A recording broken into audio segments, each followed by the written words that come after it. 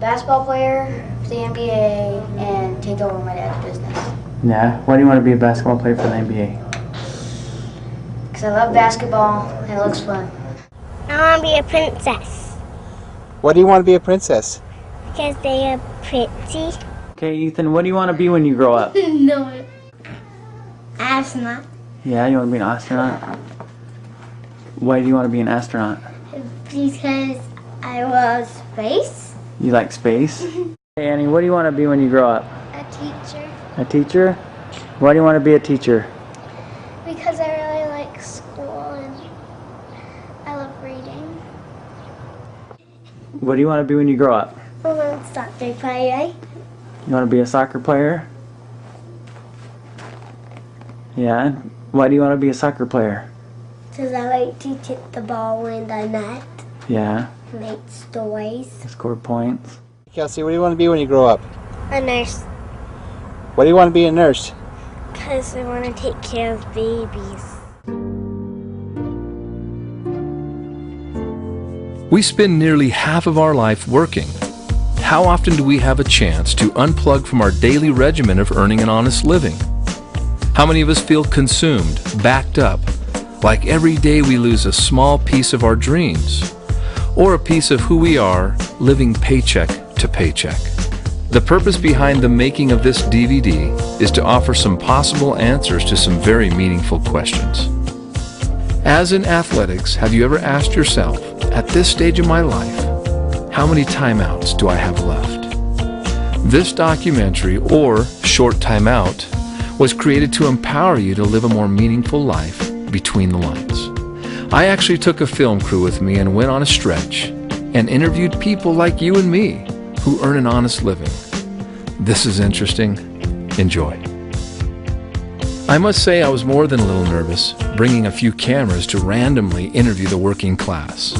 I warn you, parts of the journey are bumpy and a little uphill.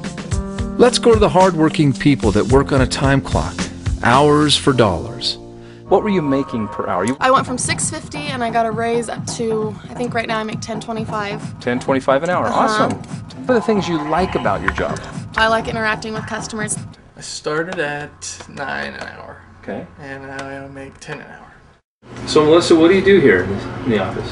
I'm the receptionist and I answer phones.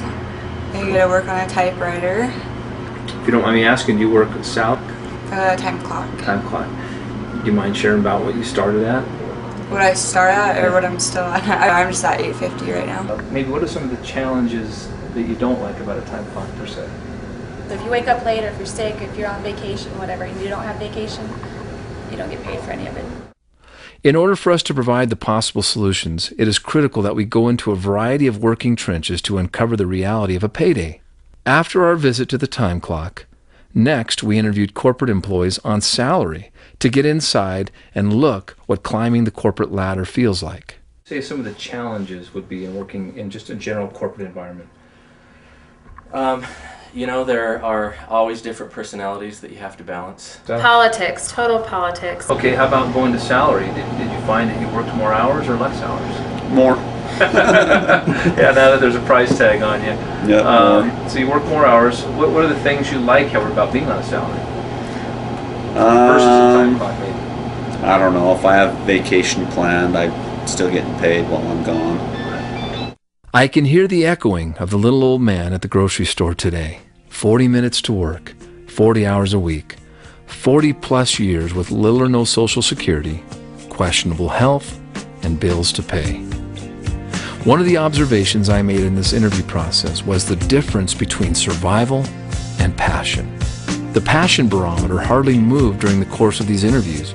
I can't help but think that the next significant event in their life is the possibility of death. This very second, young or old, it's a choice. Start living or not. Take Frank, who spent 20 years climbing the corporate ladder, maneuvering through corporate politics, only to discover that it was not his ladder. He was replaced by someone half his age for half his price. What if you had the money to start any business and be the boss? We actually visited the dreamers and entrepreneurs. We went to hamburger stands and hot dog stands and taco shops, pizza parlors, donut shops, coffee shops, mechanics, taxis, dry cleaners, contractors, tow trucks, retail clothing, gas and goes, and many, many more. So many people say to themselves, if I only had the money to fund myself to boss status, then I'd be happy. So guess what? We asked business owners the good, bad, and indifferent of owning their own business. The tell-all answers were in the questions of how much money and how much time. You get to be a fly on the wall. Check this out. I spent 7 days a week, 16 hours a day, 102 hours a week. Oh, 102 hours a week. Did you take a vacation? I took 4 days off the first year. How many cups of coffee you need to sell a day to pay your overhead and break even? At least 100 cups a day. Para negocio éxito, ¿cuántos ropas al día para éxito? Bueno, casi por lo regular 100, 150 al día. Just to start your pizza place, what kind of investment did it take from you? It took me roughly about $100,000. First year I opened, I went through about 30 employees. Maybe 400 burgers a day. 400 burgers a day. We're going to order. To start the business, it was in excess of $1 million capital. Total capital probably somewhere between $7 and $9 million. Wow. So payroll's pretty up there? Yeah, it's in excess of $500,000 a month. I work almost 12 hours every day. Almost 12 hours every day. Y más o menos, ¿cuántos postres al día para éxito en el negocio? 1,000. 1,000? Yeah. Ay. Y Juan, en el negocio, más o menos, ¿cuántos tacos al día por el negocio éxito? Probablemente hacemos como 200 a 300 tacos por día. Okay, I'm here with Steve, who's a general contractor. And Steve, how long have you been doing contracting work? For 45 years. That's the hardest part about what I do. I'd like to retire, and I have no retirement.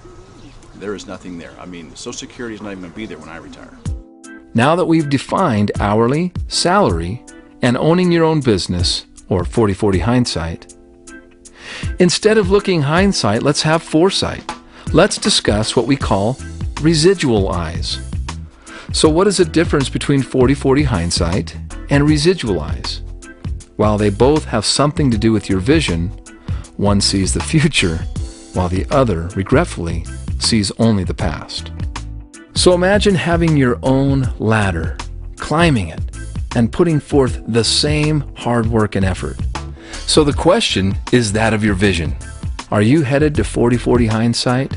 We caught up with Kathy, owner of a large, healthy grocery store, running her conventional business with one foot in her home-based business, residual income. Whether it's in network marketing or whether it's in traditional business, you're going to work hard.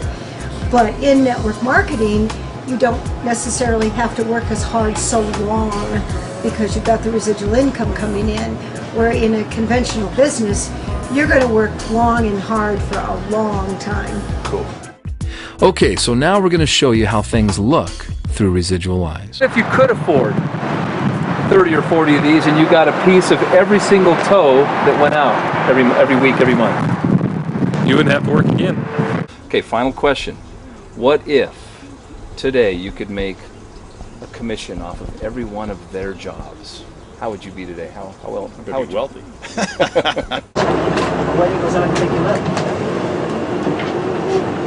How many cars go by to get a ride? I'm curious. Pardon me? How many cars do you think have to go by before you would get a ride? Well, considering what I'm at, probably a couple hundred. Couple hundred? Time we went to Jamaica. And I think it's really key because if you have the right people in your organization and you train them properly and you really are a family, you can let them go, you don't have to babysit them, and when you come back, good things happen. Yeah, I've worked conventional businesses. I've owned my own businesses for over 35 years, and after being in network marketing, and there's no way I could go back to what I've done previously. I'm unemployable. I'm unemployable. I'm unemployable.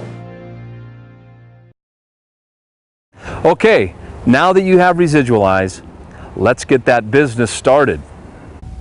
So, you don't need all that startup money for buildings and offices and employees. And you're probably wondering, well, what do I do? Oh yeah, you've got to get your inventory for your new business.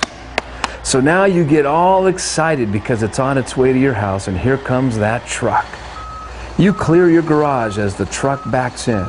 You brace yourself for all that inventory because you are an overachiever. You admire your new business and its inventory. You're so proud of yourself, you take big bites. 10 days later, your inventory is still there, and after wasting 10 days, you start thinking of a plan. 20 days later, you start stressing. You're so hard on yourself, feeling like you're a sucker that you've been taken advantage of, ripped off. And finally, the month ends. Sadly, those who have no residual eyes start thinking about quitting. So they have a pity party. They even break into their own inventory. And then they finally realize they're still in business. Remember, this is your business. Take responsibility for its success. If this is too much inventory for your home-based business, maybe you should find a time clock. It's important to be a product of your products. What are you waiting for? Start creating your options now.